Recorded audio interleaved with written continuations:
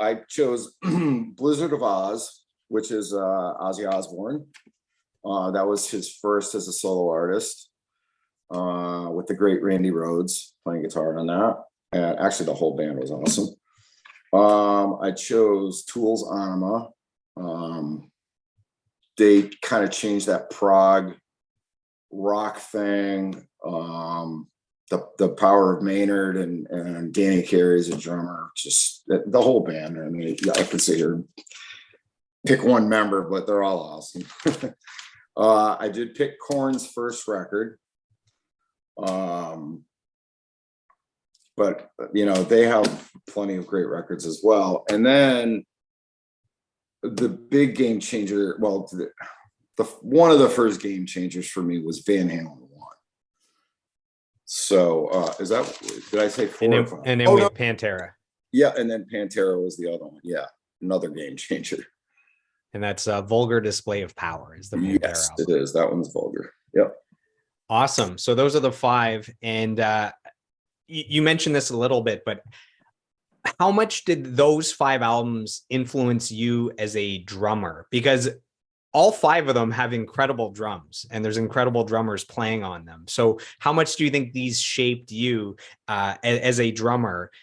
Because I remember reading up on Stained, and way back in the day when like Dysfunction comes out, the band itself kind of said that our influences are Tool or Korn or Pantera. So those were already in there back then. Yeah, yes, they were. And as far as me as a drummer goes, like you were saying, all those drummers are fantastic.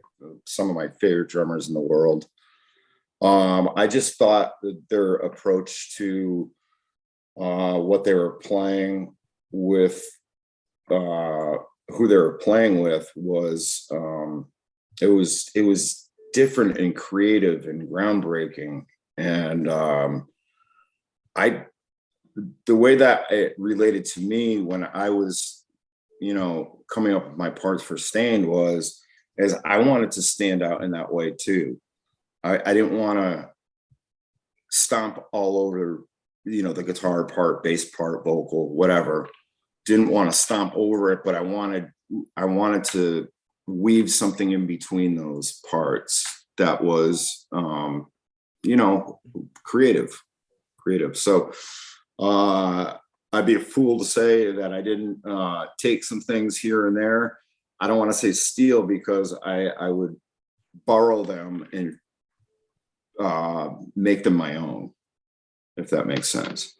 So yeah, actually, now that I look at the list of the 5 albums and I think to your playing in your discography, this actually sheds a lot of light on what I'm hearing from you as a drummer, because I've mentioned many times in our interview and with other drummers that I've interviewed, I reference you where I say, you're one of the few drummers that has the ability to create hooks with your drums.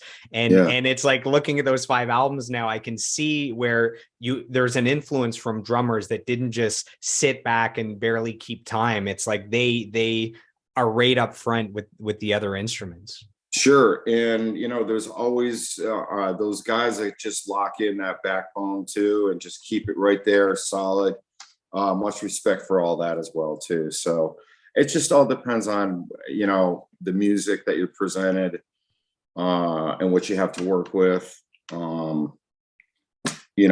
and what the band wants out of their drummer too.